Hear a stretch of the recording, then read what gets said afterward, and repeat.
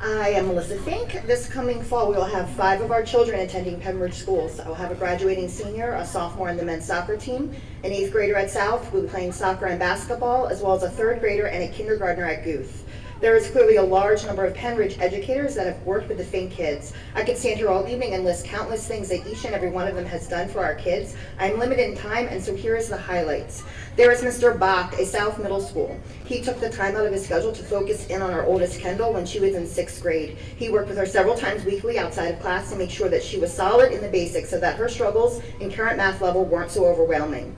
He gave a child who had decided she was just awful at math a do-over, and since then she has never had less than a B+ in math as her final grade. He gave her the gift of time and confidence. Thank you, Mr. Bach. There is Erica Walsh, an English teacher at the high school. This woman sends parents emails consistently as to what she's excited to be teaching our kids in class. She provides us with dinner conversation talking points pertaining to her class. She emailed us both separately about our son Ethan, who is reserved and quiet, to let us know that he did a wonderful job in class that day reading aloud. She gave the kid tremendous credit for merely reading aloud because she would recognize that he could use it, which in turn was a gift of encouragement. Thank you, Mrs. Walsh. There is a reading specialist at Guth, Sue Hansen. This woman is a literal magician. Our Morgan could not and would not read. Morgan is probably known as the shyest and most timid student at Guth. This woman honed in on this child and created not only a reader, but a resilient student who doesn't give up when she's behind or when she's confused. This woman has spoken to each teacher Morgan has had since kindergarten, before Morgan has even stepped into the classroom, so that they too can help Morgan be her best self.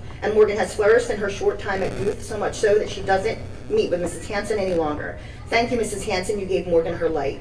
And there is Brittany Grudy, our son Jake's teacher in COVID. Jake got little more than half a year with this woman before the shutdown, and when the world felt like it stopped spinning, Brittany kept going. It was seamless. There was not one piece missing from 4th grade thanks to her, besides a trip to Hershey, which Jake still wants me to tell you, Dr. Bolton, he is still owed.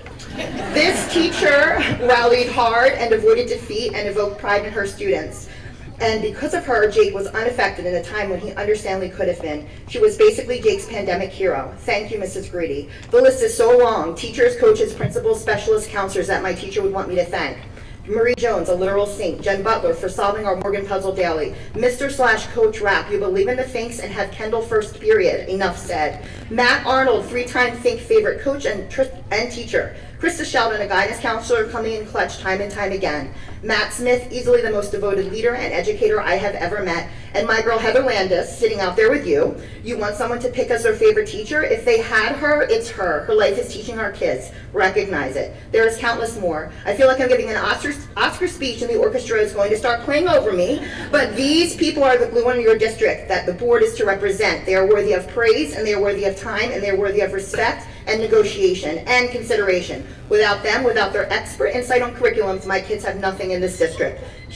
Consider humility, it certainly looks good on them.